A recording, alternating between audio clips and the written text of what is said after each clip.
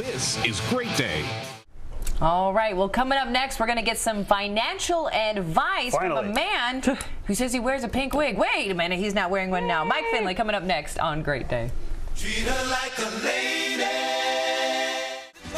Hey, good morning, everybody. Welcome to Great Day here on KCWI 23 HD. Very excited to introduce you to Mike Finley. He's a professor at UNI who's here to give us some financial advice this morning.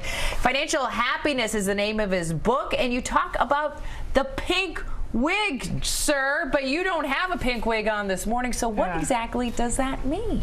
Well, first, I'm always wearing the pink wig. You always are. Whether I'm wearing it physically or metaphorically, I'm always wearing it. Oh, nice. Okay, so what does that mean? It says that to be financially secure, to be financially free, you're going to have to walk your own unique path, a path that is really yours. And in many cases, you're going to end up maybe sticking out from the crowd. And that's not always easy. It takes courage to walk that path. And I use the pink wig to help people understand that they can do it. They can be their own financial expert if they're willing to make the sacrifices and educate themselves in a way that will lead them to a better place. Well, you worry me a little bit with this Financial Happiness book because you have a chapter 27, How to Become Broke.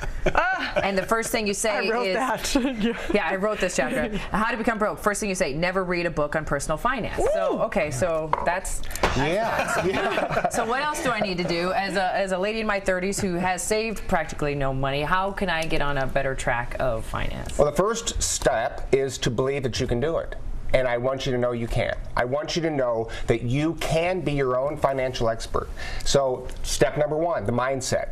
Believe in yourself, believe that you're quite capable, and this whole world of money isn't nearly as difficult and scary as we tend to paint it out to be.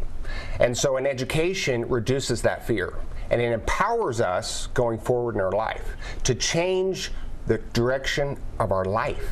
Well, you're kind of self-educated. You were just kind of thrown into the world on your own 2 feet. You're from Iowa, small town here in Iowa. Where from exactly? Jamaica. Jamaica. Aha! That sounds fancy. The bike trail goes right through there. Yes, it does. You know where it's, you know, but you were kind of thrown into it and had to learn by yourself. Why do you think it's important to teach people practices? Is it to keep them from maybe making mistakes you did, or you just want people to be empowered by their money? I made a lot of mistakes early on in my life, and I thought I was doing the right things. And so in many cases, one of my goals is to help people avoid those pitfalls, avoid those craters, as I call them, where it's going to take a lot of time to dig themselves out of that crater. And so avoid the mistakes and start doing the right things, developing the right habits and behaviors that take you in a better direction. So a lot of it is that developing of a certain kind of attitude and mindset that really puts you down the right path. This can be a time of year when people have been through the holiday season, they probably got a little carried away with their shopping, and they sit down and go, oh goodness, I've made a mistake. What do you define as financial security? What's a good place to be? Yeah.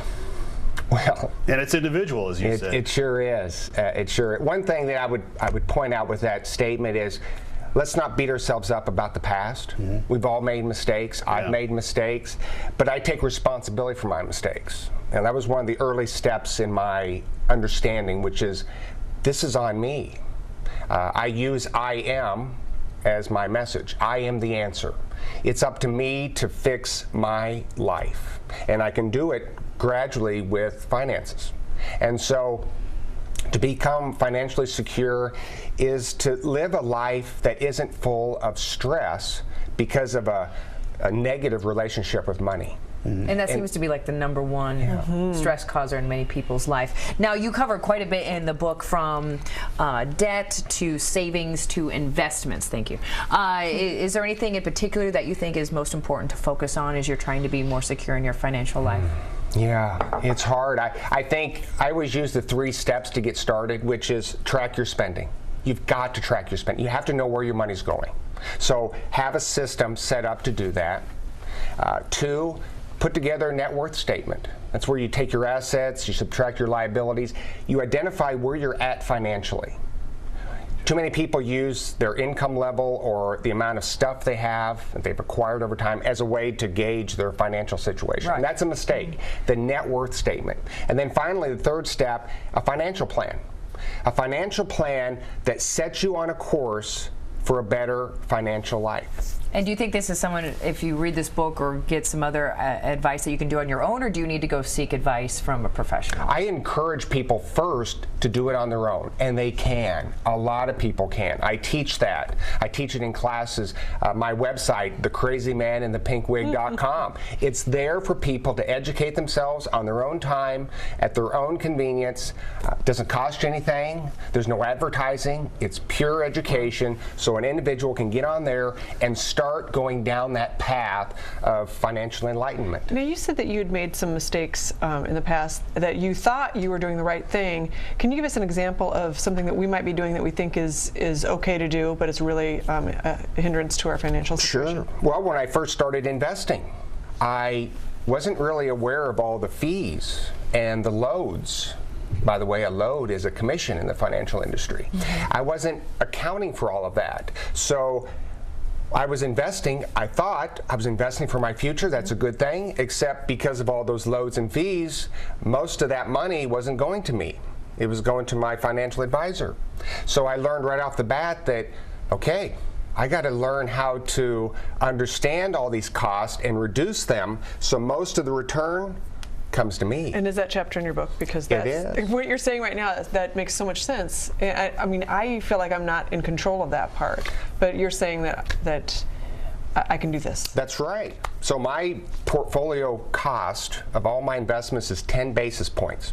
And I know that might sound like a foreign language to some people, but 0.10 is my total cost. And I learned that the less I pay, the more I keep. Right. And that was an important step as I changed my behaviors and changed the way I invested my money. And so, again, by learning the language of money, right? So, investing in no-load index mutual funds, as you own markets all over the world at the lowest possible cost. We can do that. Individuals like us can go around all of the helpers of the financial industry and invest in markets at the lowest possible cost. We can do that.